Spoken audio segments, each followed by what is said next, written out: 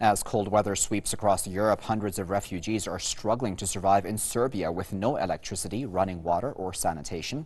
The humanitarian group Doctors Without Borders, or MSF, estimates that up to 2,000 people are stranded near Belgrade's main railway station in -16 centigrade temperatures. The group warns that the influx of refugees leaves the Serbian capital at risk of becoming a new Calais, the notorious French cap that's been evacuated now. The MSF also slams European authorities for abandoning the refugees. Serbia is not part of the European Union, but it borders several countries that are part of the bloc. The Office of the United Nations High Commissioner for Refugees has warned that the asylum seekers in the country are at risk of dying in freezing temperatures if adequate housing and resources are not provided on time.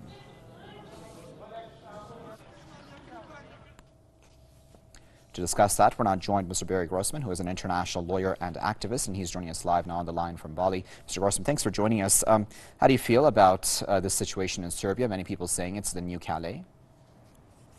Well, look, I mean, it's getting to be a bit like Groundhog Day. I hesitate to be critical of Serbia, given that the real culprit here is the EU itself, and for that matter, the United States. But coming back, I think, to the point that needs to be made, the extreme conditions of this winter and the related impact on refugees who are now in legal limbo could easily have been foreseen back in 2012 when the crisis started. The point here is that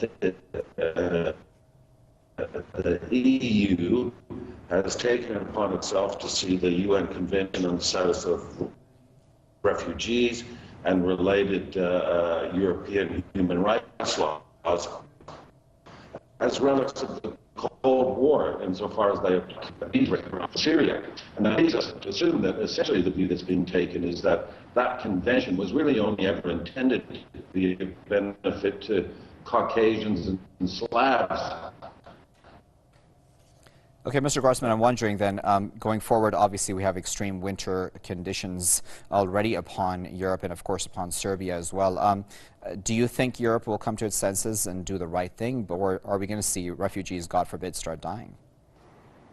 Oh, I absolutely do not think Europe will come to its senses and do the right thing. In fact, only 2 days ago, a senior UN representative said that, and I'm quoting him here, Europe seems to have neither a plan A nor a plan B, adding that the scenes of last year, of 2015, must not be repeated. 2016, of course, saw the largest ever death toll of refugees trying to make their way to Europe.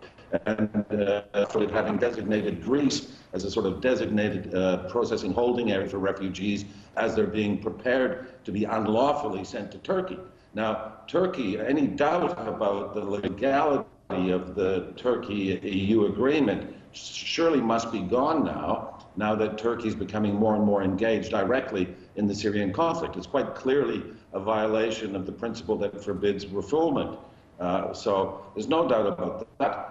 Europe seems to be caught flat-footed. The only thing that Europe seems to have resolved by default is to do nothing, or if you want to state it differently, to do anything but process the refugees as they're entitled to be processed. And Europe seems to be sitting back in the vain hope that the refugee crisis, which in no small part is caused by their own support for the Syrian conflict, will be resolved should the Syrian conflict itself be resolved in the very near future, which seems extremely unlikely. So Europe seems to be basically taking a wait-and-see sort of position, having completely abandoned its legal and humanitarian obligations to Syrian refugees. And now we see the same thing being repeated, of course, with African refugees who are, traveling the road from. Okay, Mr. Grossman, we'll leave it there at that point, but of course, as always, we do appreciate you taking your time out to speak to us here at Press TV.